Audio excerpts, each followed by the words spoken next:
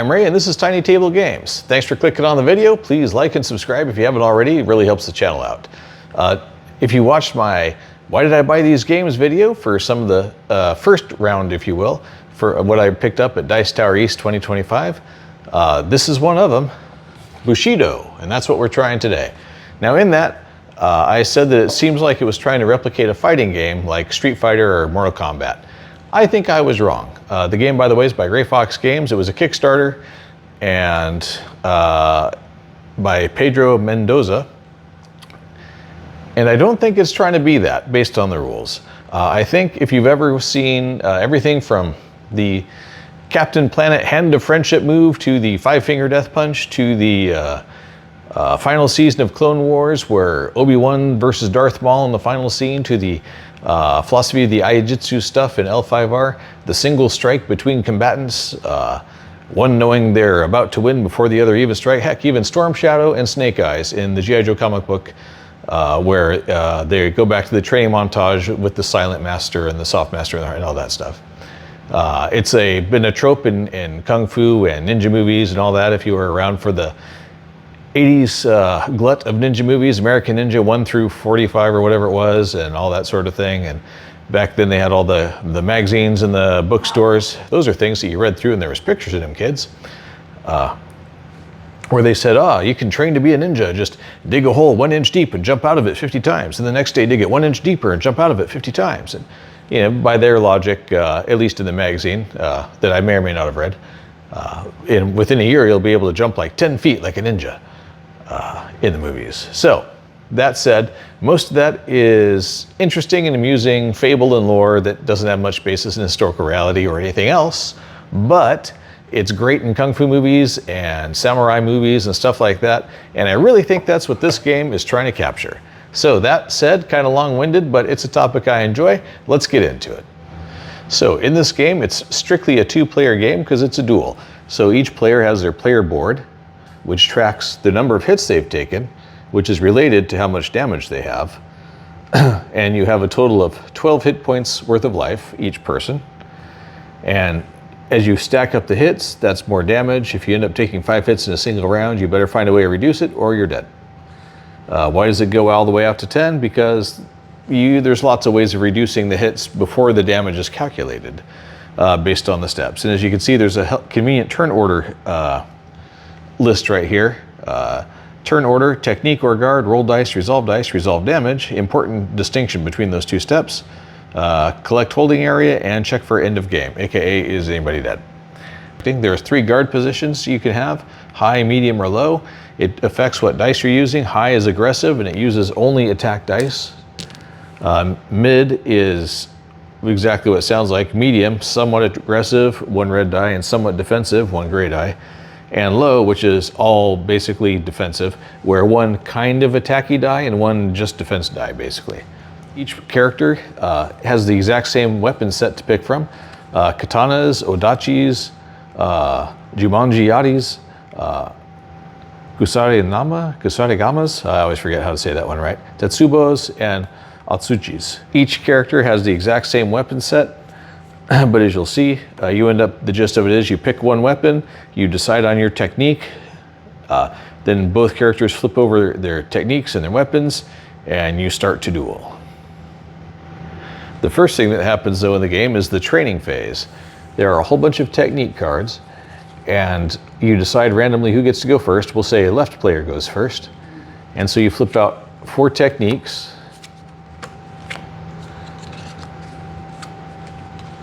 And left player picks one of those techniques to use. Now each technique card has a element or style associated with it, if you will, the number of dice you roll associated with it, and when you play a technique card, whatever's in the resolution text, if you will, is what happens. So gain 1 temple symbol, which basically equals a reroll, for every dodge you resolve. I think he is going to draft a quick cut, gain 1 reroll. So that's his first draft choice. Next it goes back over to righty, who is going to be more aggressive. So basically you're not using armor at all. It's an attack with a giant weapon is the gist of it. And that sounds interesting, so he's going to take it. and the other 2 get discarded. And now you do this a total of 5 times. I think lefty's gonna go with Defensive Mastery, Sacrificial Strike. Spend 1 reroll, add 1 red die for each damage you take from hits on your turn. He'll go with Distracting Smoke, and he will go with another wave. Gonna go with Calm Mind, and this guy is gonna go with a Wide Cut, so he has a way to pick up some rerolls. Because lefty hasn't had a fire technique yet, so he's definitely gonna do that. A Strong Parry, I think. Secretly selects what weapon they're going to use. I think he's gonna go real standard and go Katana, and that's gonna be his weapon. And once you've selected it, that's it. The other weapons are removed from the game, and that's what you'll be using for this duel. Should you go with the spear? Maybe with the spear.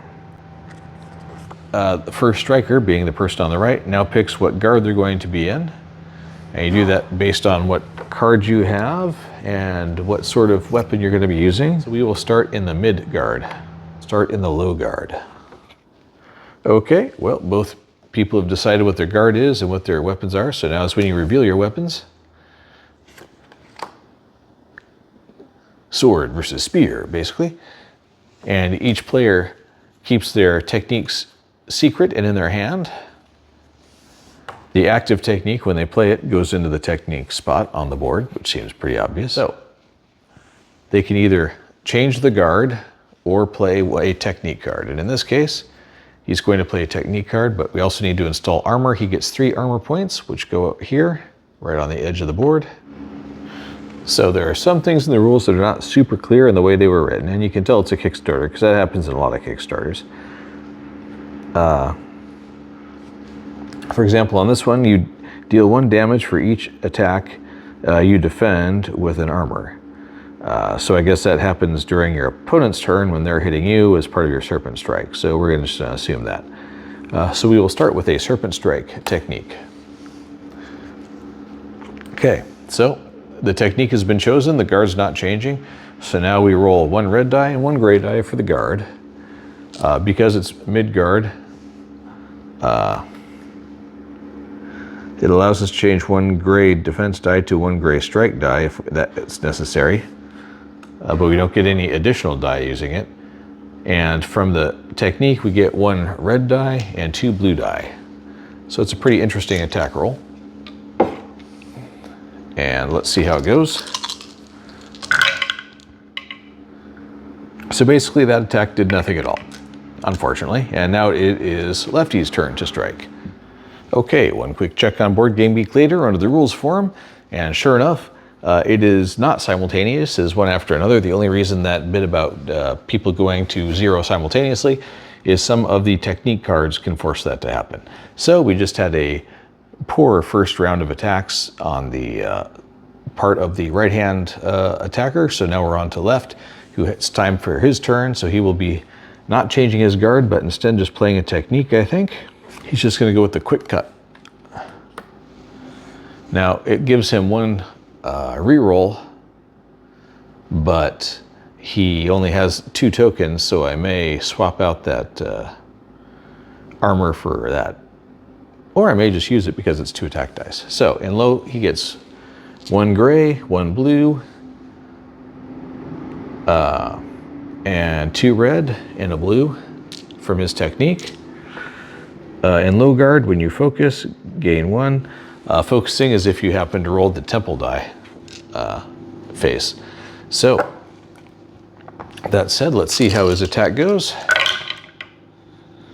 Wow, no strikes. So I'm just going to use this to convert to a reroll, which conveniently is on the other side of the armor, so you don't have to fuss with it too much. Okay, and that is the end of his turn. You do not draw your technique cards back up into your hand until you change your guard position. And so now we're back to player 1. Nobody's hit anybody yet.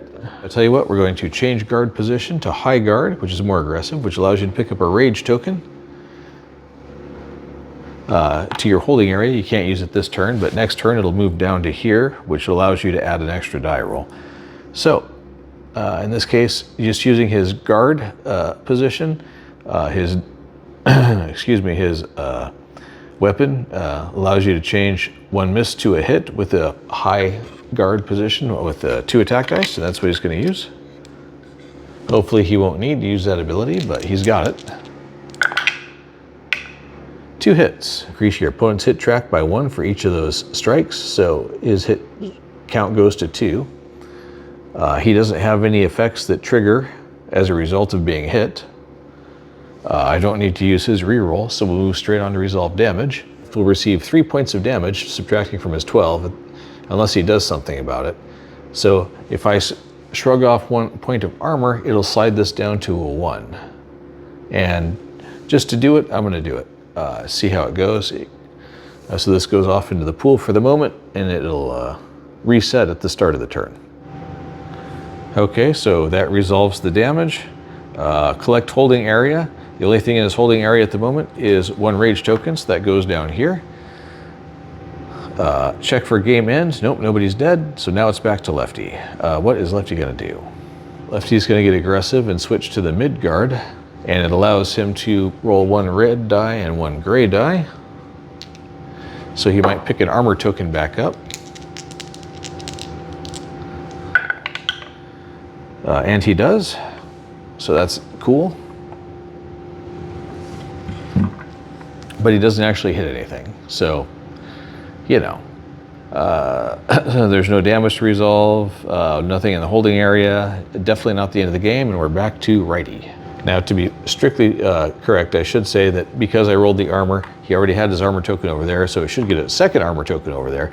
And then when you collect your holding area, he collects his armor token back, and any ones that don't fit, because his weapon says he only gets 2 tokens, just gets discarded. So I kind of shortcutted that, but for clarity, for anybody who's watching this and trying to figure out how to play the game, that's the actual sequence of steps you take for that. Okay, right player is going to play wide cut in his high guard position. So that gives him 2 red and 1 gray die, plus 2 red die for his guard position. No variant for the weapon, and that's a really aggressive attack, so let's see how it goes. Okay, well, that is not everything one would have hoped for. He doesn't have any damage to reduce his hit track with. He's got a lot of focus if he chooses to do that, so we might swap out and pick up a reroll or 2 and dump those into the holding area. And 1 hit. So he will again use his armor to slide that down by 1. Oh, that should have been down to 0, so it would have only been to 1. So he'll use his armor to reduce that to no damage at all. And that ends right player's turn. He didn't use his rage this time because he didn't want to. He already had all that aggression in there. So he's going to swap out one of his armor tokens for a reroll token. And that's about it. And now we're back to left player. Heated thrust. Spend up to 3 rerolls. Your opponent must discard 1 armor for each reroll spent, which is kind of interesting. Except I don't want to do that in case I want to actually use the reroll, since he hasn't landed a blow yet. So with his mid position, which is a red and a gray, plus 3 red dice from the heated thrust. Here we go.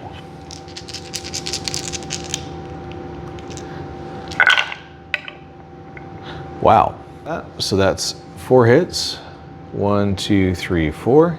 So he is 100% going to use 2 of his armor tokens to drop the hits down to 1, 2.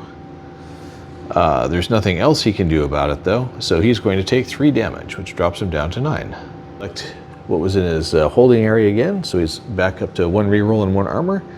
It is not yet the end of the game, and we're back over to the samurai on the right. So the tidal wave effect is what he's going to use. So if I'm interpreting that correctly, he can't collect any armor this turn, but he gets to roll 2 red dice from his guard. He gets to roll 3 blue defense dice, and he rolls 1 red dice for each hit he's got, and that's 2 right now. So he's got a total of 3 red and 3 blue.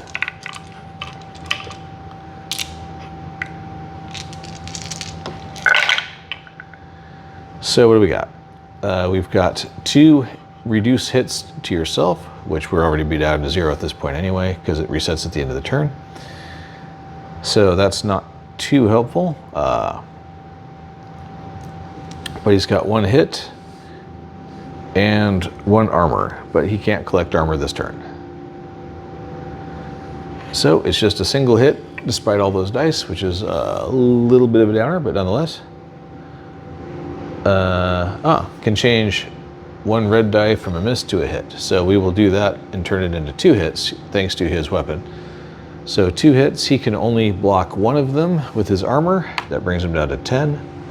Back over to the left side, he is going to change to a high guard, which allows him to collect all of his cards again. And take advantage of the fact that his opponent currently doesn't have any armor because of his aggressive attack just now. Roll his 2 attack dice. Gets 1 hit.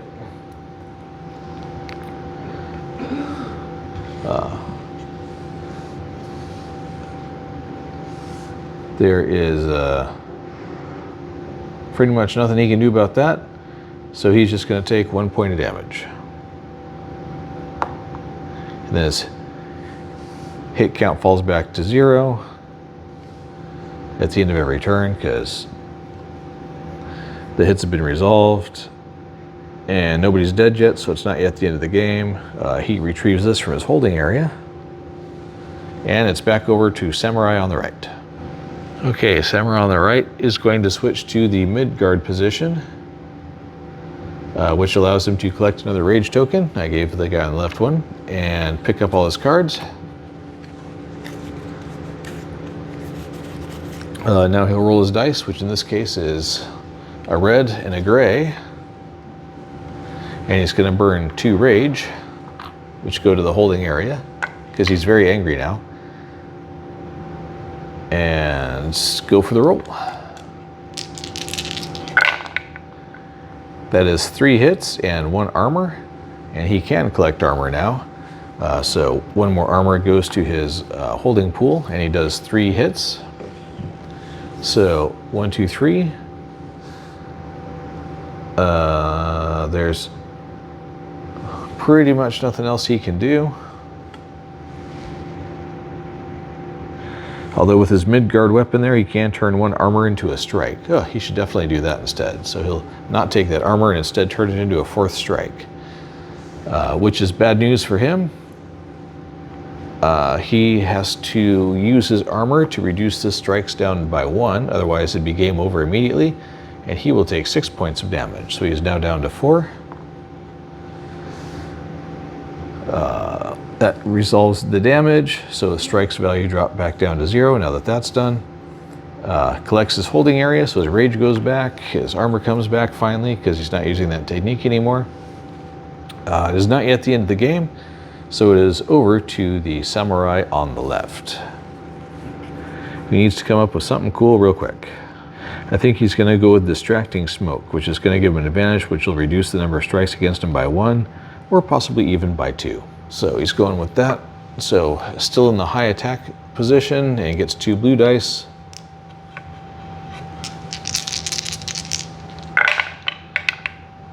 So that is 1 hit and 2 reduced strikes against you. So that reduces his strikes by 3 at this point, if I'm understanding that correctly. Except you'd have to do that immediately, which is another point where the rules are a little fuzzy on how exactly you're supposed to do that if your hit counter always goes back to 0 right after the damage is resolved. But I don't think you're really holding the dice, or are you holding the dice until the next turn? That wasn't really clear on Board Game Geek either so much, so I'm going to have to delve back into that. So we will retain those as defensive maneuvers for the next round. So you got lots of defense, you got 1 hit in. So 1 hit goes up. He will shrug 1 armor to drop it back down to 0. So that goes to his holding area. And that's about it. Who is going to use his Sacrificial Strike again. So Midgard, so red and gray, plus 2 red from this, plus 2 rage for 2 more red.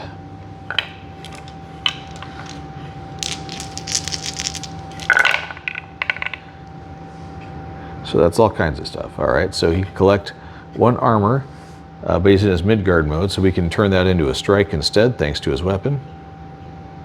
So that's 4 strikes and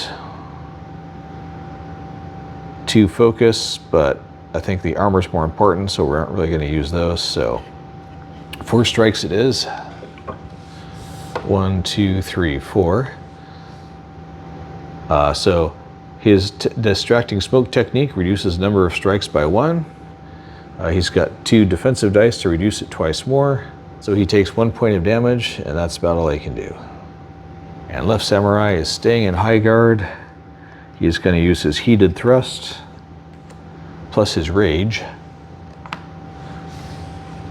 So that'll be 1, 2, 5, 6 red dice. 3, 4, 5, 6, because he needs a decisive hit at the moment. And he gets it. That is 5 hits. And notice high guard with his katana. When you resolve 3 hits, roll 1 extra die. So that's 5 hits and counting. He gets to roll 1 extra. There's a 6th. I would not believe that it would chain like that, so we're just going to do it once. So that's a total of 6 hits. 1, 2, 3, 4, 5, 6. So he's going to shed 2 armor. 1, 2. So that's about it. That's going to reduce him down to 0. So that resolves the damage. He collects his tokens back to the holding area. We check for in-game, and in fact, the heated thrust in the high guard using the katana was sufficient to overcome the Midgard Yari with the sacrificial strike. So there you go. That is Bushido by Gray Fox Games. Actually, I think it's a pretty slick game. Are the rules a little fuzzy in places and it needs some clarification? Yeah. There's probably in the forums on Board Game Geek, if you go digging, can find all the answers. And then hopefully somebody's done an updated rule set that makes it a little more clear than the original rules. But nonetheless, this is much more a 5-finger death punch, classic kung fu style, one guy versus the other guy situation than most games like this. And I actually like it despite the fuzzy ruling. I can see where it's trying to get to, and the rules were just a little cloudy, but if you make some assumptions or find a rules update, I think this game's got a lot of potential and a neat little 2-player dueling game that doesn't take very long. If somebody rolls well and you happen to be in the wrong stance with the wrong defensive technique at that time, game over. So nonetheless, there you go. I'm Ray, this is TinyTableGames. I hope you enjoyed this little Bushido dueling game. It's definitely staying on my shelf, and I am going to go look on Board Game Geek for some updated rules to clarify a few muddy bits. But there you have it. I hope you have a great day, and I'll see you next time.